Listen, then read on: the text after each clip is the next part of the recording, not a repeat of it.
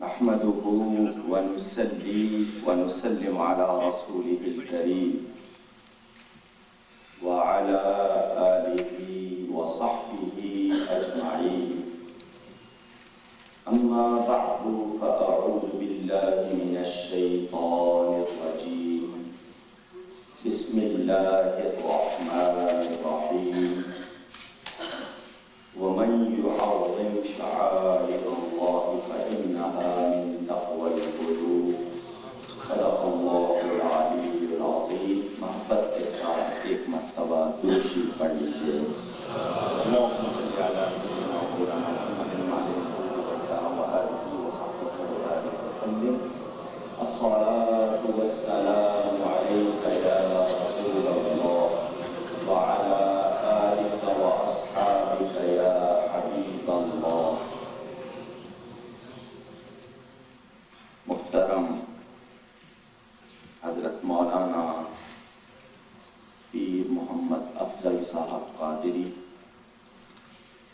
امیر عالمی تنظیم اہل سنت، حضرات علماء کرام، مشائخ اعظام اور برادران اہل سنت، جیسا کہ آپ سن رہے ہیں یہ کانفرنس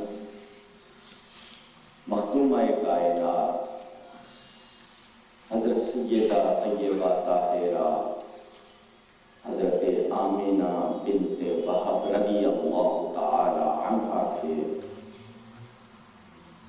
مزار شریف کی بے حرمتی کے خلاف صدائے احتجاج بلند کرنے کے لیے منعقد کی جانے والی کارروائیوں کی ایک کڑی ہے. علماء کرام نے تقریریں فرمائی ہیں اور یہ سلسلہ ہوگا. میں بہت مختصر سے وقت میں 2-3 باتیں عرض کر رہا ہوں، بڑی توجہ سے سن لیجیے. کوئی اختلاف ہو آپ کو پورا حق ہے. مجھ سے کوئی کوتاہی ہو سب سے پہلے اللہ سے معافی چاہتا ہوں، پھر آپ حضرات سے معذرت چاہتا ہوں. اہل سنت و جماعت یہ دعویٰ کرتے ہیں کہ وہ دنیا میں مسلمانوں کی اکثریت ہے. اکثریت کب تک مطالبوں میں گزارا کرتی رہے گی؟ آج آپ کو دیوبندی وہابی شیعہ گروپ نے دفاع پر مجبور کر دیا ہے. اب وہ الزام لگاتے ہیں اور آپ سے دفاع کرتے ہیں، ان کے جواب دیتے ہیں. کیا اکثریت کا یہی حال ہونا چاہیے؟ میں جانتا ہوں کہ اگر ایک شخص بھی حق پر ہوتا ہے تو وہی سواد اعظم شمار ہوتا ہے. اس بات کو علماء اچھی طرح جانتے ہیں. میں نے ابھی ان عینی شاہدین کو جو گواہ ہیں نہیں دیکھا. میں خود بھی جا کر بچشم خود احوال دیکھ کر آیا ہوں، اور میں اس بات کو مسجد میں کھڑا ہو کر بیان کرتے ہوئے کوئی باک نہیں رکھتا کہ مخدومہ کائنات کی قبر سلامت ہے. ظالموں نے اس پہاڑی پر بلڈوزر چلایا، اس کے راستے میں کچرا ڈالا، مگر ان کے جسد اقدس تک کوئی ظالم نہیں پہنچ سکا. یہ میں مسجد میں کھڑا ہو کر دعوے سے کہہ رہا ہوں. لیکن یہ سب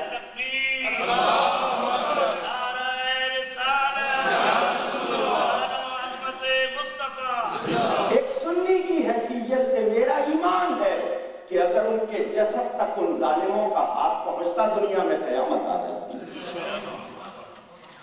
انہوں نے بے حرمتی کی کوشش کی، راستے میں کچرا ڈالا، پہاڑ کو کاٹا، قبر شریف کے اوپر رکھے ہوئے پتھروں کو ہٹایا. یہ سارے کام انہوں نے کیے. کیوں کیے؟ اس کی وجہ میں بتاتے ہوئے خود شرمندہ ہوتا ہوں. اگر وہ کہوں تو گزارا نہیں، پیر صاحب سے ایک گزارش کرنا چاہتا ہوں. آپ کا یہ جہاد مبارک ہے، مخدومہ کائنات کی خدمت مبارک ہے، آپ کو اس کا اجر اللہ دے گا، مگر ان لوگوں کو ایجوکیٹ کیجئے، ان کو تعلیم دیجئے کہ آپ کو عقیدت کا مظاہرہ کرنا ہے تو کس طرح کرنا ہے. آج پاکستان میں بھی مزار موجود ہیں. میں نے وہ خبر بھی پڑھی جس میں انڈیا کی ایک جرنلسٹ نے سوال کیا تھا کہ بابری مسجد کے خلاف بولنے والوں، جب تم مسجدوں کو گراتے ہو اس وقت فتوے کیوں بھول جاتے ہو؟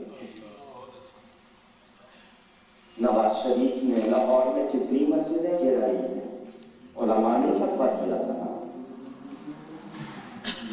ہمیں پہلے اپنے آپ کو ایک قوت ثابت کرنا ہوگا تاکہ ادھر سے آواز اٹھے تو ادھر ہلچل مچ جائے، ورنہ اس طرح کے مطالبے ہم کرتے آئے کرتے رہیں گے، یہ صدائے بازگشت بن جائے گی اور لوگ کہیں گے یہ تو بولتے ہی رہتے ہیں. ہر سنی کو قوت بننا ہوگا، جماعت اہل سنت ہو یا عالمی تنظیم اہل سنت یا سنیوں کی کوئی تنظیم ہو، اپنے آپ کو قوت بنا لیجئے، راہیں آپ کے لیے کھلتی چلی جائیں گی. نعرہ تکبیر، نعرہ رسالت، نعرہ رسالت. سبحان اللہ، ماشاءاللہ. ہم جانتے ہیں قرآن کی وہ آیت جو میں نے پڑھی، یہ اہل سنت کے لیے اعزاز ہے کہ باقی لوگوں کو اپنا متقی ہونا ثابت کرنا پڑتا ہے. اہل سنت وہ ہیں جن کے دل سے متقی ہونے کی گواہی قرآن نے دے دی، یہ دلوں کا تقوی رکھتے ہیں. میں آپ کے سامنے ایک مسئلہ اور بھی پیش کرنا چاہتا ہوں. میں جنوری میں بنگلہ دیش میں تھا، اور جب یہ سانحہ ہوا پاکستان میں اس کی اطلاع آئی، الحمدللہ مجھے بھی یہ سعادت حاصل ہوئی. میں نے بھی ایک کتاب لکھی، والدین رسالت مآب صلی اللہ علیہ وآلہ وسلم، اور اس کے ساتھ ایک رسالہ لکھا قبر کے احکام اور آداب. میری یہ خدمت بھی مقبول ہوئی. دعوت اسلامی کے ایک مبلغ نے مجھے خط لکھا، وہ ملے بھی بعد میں، اور انہوں نے بتایا کہ انہیں خواب میں رسول اللہ صلی اللہ علیہ وسلم کی زیارت ہوئی، اور میرے آقا نے کہا کوکب کو میرا سلام کہنا اور کہنا کہ تیری یہ خدمت مقبول ہے. میں اسی پر خوش ہوں الحمدللہ. یہ بات شاید بھی ہو چکی. میں جو مسئلہ بتانا چاہتا ہوں علماء کی شاید اس طرف توجہ نہ گئی ہو. جب میں کتاب لکھ رہا تھا ایک مسئلہ پیش آیا، ایمان والدین کے بارے میں جو حدیث بیان کی گئی ہے اس میں عقبۃ الہجوم کا لفظ ہے، اور علماء تاریخ کی کتابوں میں پڑھتے ہیں ہجوم مکہ مکرمہ کے قبرستان کو کہا جاتا ہے. تو شبہ یہ پیدا ہوا کہ مخدومہ کائنات کی قبر تو ابوا میں ہے، جو مستورہ کے پاس اندر کے علاقے میں ہے، جو پرانی روڈ جدہ سے مدینہ منورہ جاتی تھی اس روڈ پر ہے، اور یہاں ہجوم کا ذکر ہے. تو میں نے اس موضوع کو نہیں چھیڑا. ابن جوزی وغیرہ نے اس حدیث کو جو ضعیف کہا یا کسی نے موضوع کہا صرف اس لیے کہ قبر تو ابوا میں ہے اور حدیث میں ہجوم کا لفظ ہے اور ہجوم سے مراد مکہ کا قبرستان لیا جاتا ہے. یہ ایک اشکال تھا، ذہن میں دور نہیں ہو رہا تھا کہ اس کا کیا حل نکلے. تو بنگلہ دیش میں جب میں گیا تو وہاں پر جس مدرسے میں میرا قیام رہا چاٹگام میں، جس کو چٹاگاؤں بھی کہا جاتا ہے، وہاں جو ہستی ہیں ان کو حضرت مولانا قاضی سید نور الاسلام ہاشمی کہا جاتا ہے، اور علماء بنگلہ دیش انہیں شیخ الاسلام اور امام اہل سنت کہہ کے یاد کرتے ہیں. سب سے معمر بزرگ ہیں. ان کے صاحبزادے کو میں نے یہ بات تقریباً 1 سال پہلے کہی تھی کہ یہ میرا اشکال ہے، تو اگر آپ اس میں کچھ تعاون کریں، آپ کی کوئی تحقیق ہو تو پیش کریں. تو جب 1 سال کے بعد دوبارہ گیا تو انہوں نے ایک تحقیق پیش کی، دل خوش ہو گیا۔ میں وہ آپ تک پہنچانا چاہتا ہوں۔ انہوں نے المنجد عربی کی لغت کھولی اور دکھایا، عقبۃ الہجوم کے آگے لکھا ہوا تھا اے بعیدۃ طویلۃ، تو معنی یہ ہوا کہ حجۃ الوداع کے بعد میرے نبی نے لمبا سفر طے کیا، مسئلہ حل ہو گیا۔ قبر شریف کے بارے میں جو اشکال تھا وہ بھی دور ہو گیا۔ یہ کانفرنس ہے، یہاں کوئی جلسے کی طرح تقریر نہیں کرنی، قبر کے فضائل، اس کی تعظیم کی علماء سے آپ ویسے بھی سنتے رہتے ہیں۔ میں چند منٹوں کے لیے، کیونکہ میں نے ابھی واپس ایک جگہ پہنچ کر پھر خطاب کرنا ہے، میں آخری جملے یہ عرض کرنا چاہتا ہوں۔ ابھی بتایا جا رہا تھا کہ یہاں 50 علماء موجود ہیں اور ہر عالم کے ساتھ کم از کم انہوں نے 100 افراد کی وابستگی بیان کی، تو 5000 کے نمائندے تو یہ ہو گئے، تو دنیا میں کم از کم 1 لاکھ تو ہوں گے، علماء ہی ہوں گے، مشائخ ہوں گے۔ تو کیا وہ اپنی خانقاہوں میں، مدارس میں، مساجد میں لوگوں کو عقیدت اور محبت کے آداب نہیں سکھا سکتے؟ جب وہ سکھا دیں گے اور وہ ایک قوت بن جائیں گے تو انشاءاللہ وہ دن دور نہیں کہ آپ کو مطالبہ نہیں کرنا پڑے گا، دوسرے آپ سے پوچھیں گے بتاؤ کون سا کام کیسے کرنا۔ لیکن اس سے یہ کوئی مراد نہ لے لے کہ میں اس کانفرنس کی مخالفت کر رہا ہوں یا قبر کی بے حرمتی کو تسلیم نہیں کر رہا ہوں، یہ میری مراد نہیں، کوئی غلط فہمی میں نہ رکھے۔ وہ مخدومہ کائنات ہیں، اور حضرت مالک بن سنان رضی اللہ تعالی عنہ، ان کی قبر بھی جنت مسجد نبی کے دائیں طرف تھی، حضرت عکاشہ اور والد رسول صلی اللہ علیہ وسلم کی قبر بھی وہی تھی۔ ان تینوں قبروں کو بھی جیسا کہ کہا گیا کہ ٹرانسفر کیا گیا بقیع میں۔ یہ حضرت مالک بن سنان وہ ہیں، خصائص کبریٰ میں روایت ہے، علماء سے آپ سنتے ہیں، جنہوں نے احد کے دن میرے نبی پاک صلی اللہ علیہ وسلم کے ہونٹ مبارک کا خون چوسا۔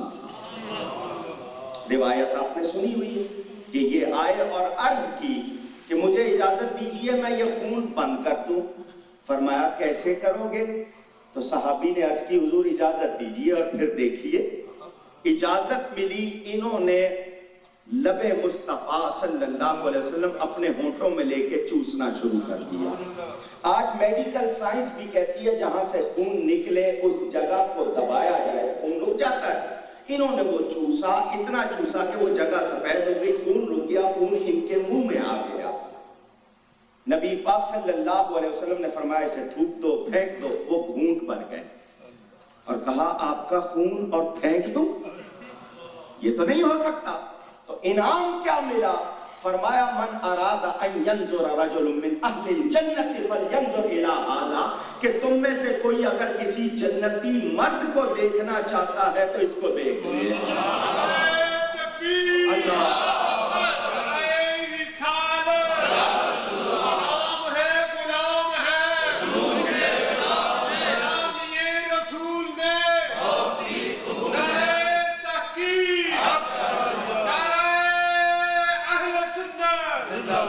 سنیں، آپ نے یہ روایت سنی جس میں خون مصطفیٰ صلی اللہ علیہ وسلم چلا گیا، اس کو دنیا میں جنت کی بشارت مل گئی، اور خود میرے نبی پاک جن کا خون علماء بیان کرتے ہیں کہ جس مچھلی کے پیٹ میں نبی جاتا ہے وہاں خوشبو پیدا ہو جاتی ہے۔ اس بارے میں کسی کو پڑھنا ہو تو علامہ عینی کو پڑھے، کیا پیارا جملہ لکھا ہے۔ فضلات طیبات کا ذکر کر کے فرماتے ہیں من قال فی غیر ذلک فاذنی عنہ ارسم، جو اس کے خلاف کوئی بات کرے تو میرے کان اس کو سننے سے بہرے ہیں۔ میں اس کے خلاف بات سننا چاہتا تو ایمان والدین کے بارے میں جو لب کشائی کرتے ہیں، ہم ان کو بتا دینا چاہتے ہیں میرے نبی کے والدین کے ایمان کی سرٹیفکیٹ کی ہمیں تم سے ضرورت نہیں ہے، ہم تم سے وہ سرٹیفکیٹ نہیں چاہتے، ہمیں ان کے مومن ہونے میں کوئی شبہ نہیں، بلکہ جو شبہ کرے ہمیں اس کے ایمان میں شبہ ہو جاتا ہے۔ اور صاحب روح المعانی نے بڑا اچھا جملہ لکھا کہ انکار کرنے والوں سے، نہ ماننے والوں سے حضور کے والدین بہت اچھے ہیں۔ یہ انکار کرنے والوں کے بارے میں تو شبہ ہوگا، ان میں ہمیں کوئی شبہ نہیں۔ برطانیہ وہ مقام ہے دنیا کا کہ یہاں کی آواز سمتوں میں جاتی ہے۔ پیر صاحب نے بڑی اچھی جگہ کا انتخاب کیا، لیکن میں نے پرسوں اخبار میں دوسری خبر بھی پڑھی تھی، کسی نے بکواس کی تھی کہ یہ قبروں پر سیاست چمکائی جا رہی ہے۔ ایسا کہنے والے نے کیا خیر پالی؟ اس نے اپنے ایمان کا مظاہرہ کیا، بے غیرتی کا مظاہرہ کیا۔ کل اس کا جواب بھی کسی نے دیا، مجھے خوشی ہوئی، لیکن ہمیں یاد رکھنا ہے کہ ہم جب تک قوت نہیں بنیں گے یہ سازشیں بند نہیں ہوں گی۔